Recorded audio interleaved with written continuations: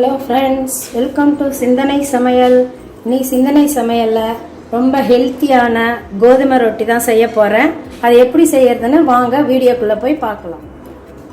கோதுமை மாவு ரொட்டி. நம்ம கோதுமை மாவில் தோசையெல்லாம் ஊற்றிருப்போம், கரைச்சி சப்பாத்தி பூரியெல்லாம் செஞ்சுருப்போம். இந்த மாதிரி ரொட்டி செஞ்சு பார்த்துருக்க மாட்டீங்க. அதை தான் நான் இன்னைக்கு செய்ய போகிறேன்.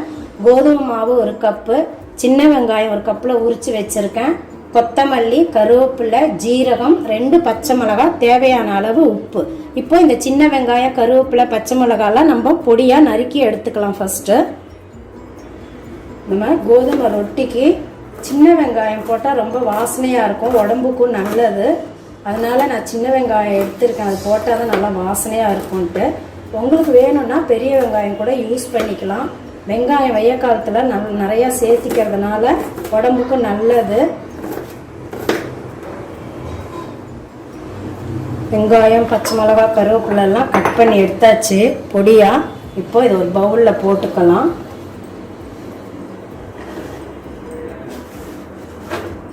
ரொம்ப தண்ணி விட்டு கரைச்சிடக்கூடாது, ரொம்ப கெட்டியாகவும் இருக்கக்கூடாது.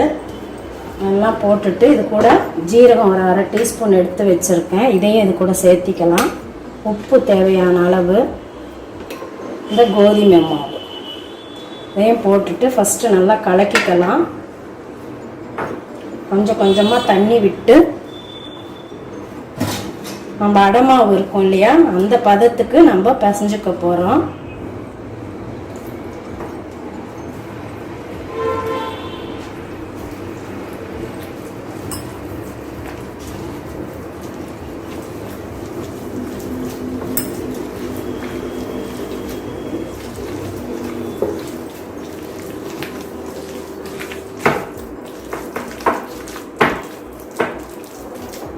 இந்த மாதிரி தான் பிசையணும்.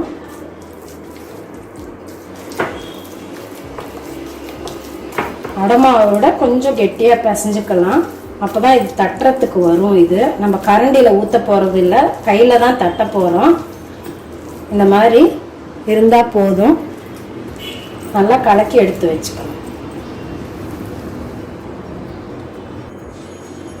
இப்போ மாவெல்லாம் கலந்து ரெடியாக வச்சுட்டோம். தோசைக்கல் காஞ்சிட்ருக்கு.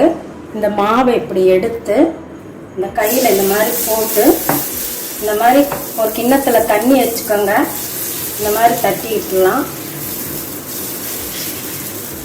எவ்வளோ லேசாக வேணுமோ அவ்வளோ லேசாக தட்டிக்கலாம்.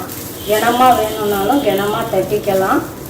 ஒரு பாத்திரத்தில் தண்ணி வச்சுட்டு இப்படி இப்படி தட்டி விட்டுருங்க. ரொம்ப டேஸ்ட்டாக அவ்வளோ நல்லா இருக்கும். உங்களுக்கு ரொம்ப ஈஸியும் கூட பண்ணுறது. தொட்டுக்க இட்லி மிளகா அப்படி இருந்தால் போதும், சட்னியே தேவையில்லை இதுக்கு. நடுவில் சின்ன ஒரு ஓட்டை போட்டுக்கலாம், சுற்றி ஆயில் விட்டுக்கலாம். கொஞ்சம் மீடியமாக ஸ்டவ்வை வச்சுட்டு 2 பக்கமும் நல்லா வெந்தோன்னே எடுக்கலாம்.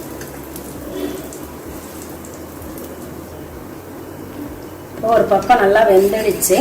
இதை திருப்பி போட்டுக்கலாம். நம்ம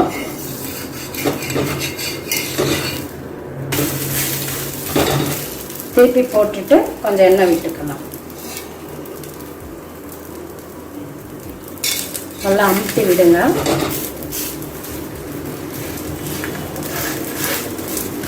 ரெண்டு பக்கமும் நல்லா செவப்பா உள்ளெல்லாம் நல்லா வேகணும்.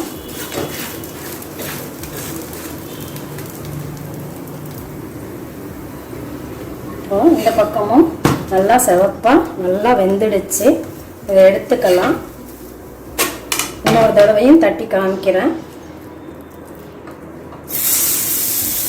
உங்களுக்கு இந்த ரெசிபி பிடிச்சிருந்தா சிந்தனை சமையலை சப்ஸ்கிரைப் பண்ணுங்க. மறக்காம அந்த பெல் ஐக்கானையும் பக்கத்தில் இருக்கிற பெல் ஐக்கானையும் தட்டி விடுங்க.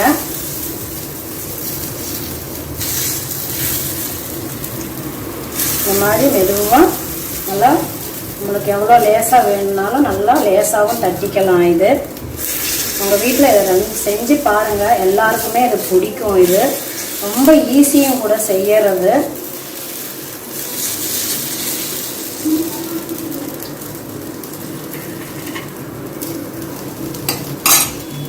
இது எண்ணெய் விட்டுக்கலாம்.